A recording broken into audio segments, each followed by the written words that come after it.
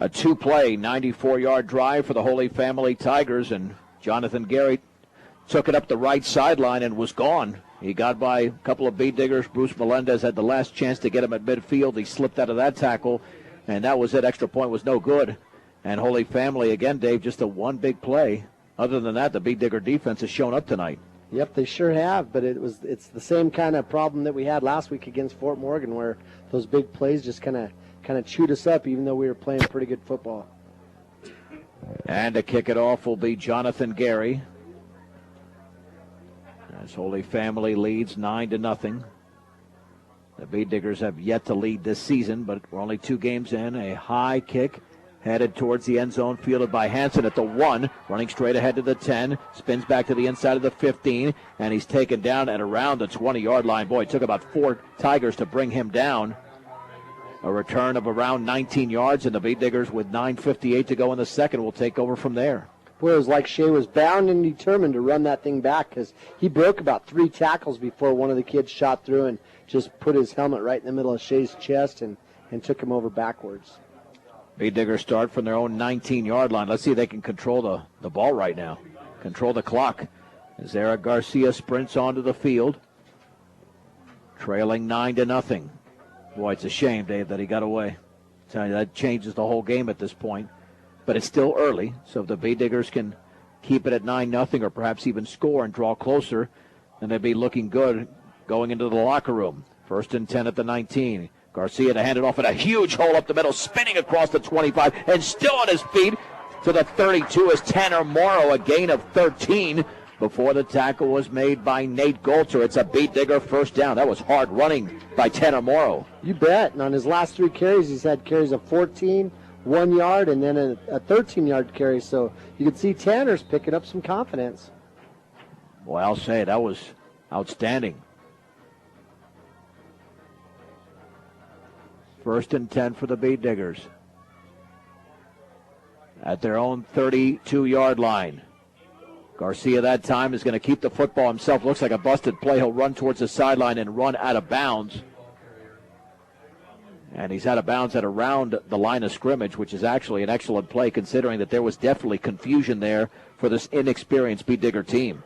Yeah, I think he was looking to hand the ball off, and there was nobody to hand it to. But before that, it seemed like there was a little bit of motion out there, and some of the Holy Family kids kind of stopped and stood up and pointed their fingers, and I'm not sure if that didn't change the focus some of our kids might have had. 1st and 10 goes to 2nd and 10 for the Beat Diggers, maybe second and a long 9. With the football at the 32, Garcia's going to bootleg it to the left, but he's got a spin. Now reverses field. He's got some field to work with down the right sideline to the 40. Hits the sideline back to the 50. Inside the 45 as he cuts back in to around the 44. What a run by Eric Garcia. 24 yards and a Beat Digger first down. That was all about instinct, Dave. You bet. You know, he ran to the left, and Brush was in a 300 formation where they have a wide receiver and a flanker on the left side. And so they're going to run that bootleg over there to the weak side and hopefully catch Holy Family on the wrong side of the strength. And unfortunately, they had a lot of penetration over there. Garcia almost slipped down. He put one hand on the ground, changed directions, and Tanamara came back and made one of those blocks when he caught one of those kids trying to catch him from behind and put a big hit on a big kid, and Garcia turned it into gold. Yeah, very nice block. 1st and 10 for the Beat Diggers at the 44 of Holy Family. Lynch in motion to the right. Back to throw Garcia. Lofts it up the left side. That pass is going to be caught by Shea Hanson inside the 30-yard line before he's brought down at around the 25, maybe the 26. As Connor Clay made the tackle, but it's a gain of 19 and a Beat Digger first down. You know, I was really proud of Shea on that play because, you know, the ball wasn't exactly perfectly thrown. It was kind of over his outside shoulder, which was probably the best place it could be thrown considering the coverage that was there. But it was neat to see Shea go for the ball. You know, he didn't stand there and wait for it. He made an aggressive move and went towards the football, and he just made the play. 1st and 10 for the Beat Diggers at the 25-yard line of Holy Family. Garcia, looks like Holy Family wants to come on a blitz, and there's the handoff right up the gut, and nothing for Tanner Morrow.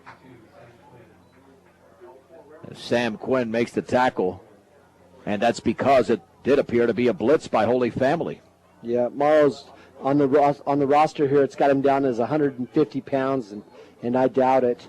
But he ends up running in there, and he runs right up the middle and runs into a guy that I guarantee is over 200, and you could sure see the big size difference out there. Well, one of the guys was Quinn, who outweighs him by at least 40 pounds.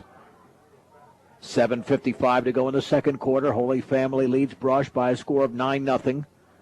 Second down and 10 to go from the Holy Family 25. Melendez in motion. Garcia pitches right to the Bead Digger. Tanner Morrow breaks the tackle to 20, down the right sideline of 10 to the 5. He dives for the end zone. He fumbles the ball in the end zone, but he's across the goal line for a touchdown. Touchdown for Tanner Morrow from 25 yards away. And the Bead Diggers have made this a 9-6 game with 7:37 to go in the second. You know, Brush just lined up again. They're really happy in that 3 and 400 formation where they have the wide receiver and the flanker on the right or left side. That time it was a 400 formation, so they had the flanker and the wide receiver on the right side. They ran option to that side, and Garcia pitched the ball right away because there was a guy there to make the tackle and get the quarterback on that play. Morrow cuts it back, and while he cuts it back, he breaks a tackle, turns into a huge play. Jacob Fector to attempt the extra point. It is blocked at the line of scrimmage. But the Bead Diggers are on the board. 7:37 to go. Second quarter. It's Holy Family 9, Brush 6 on 1010 KSIR and KSIR.com.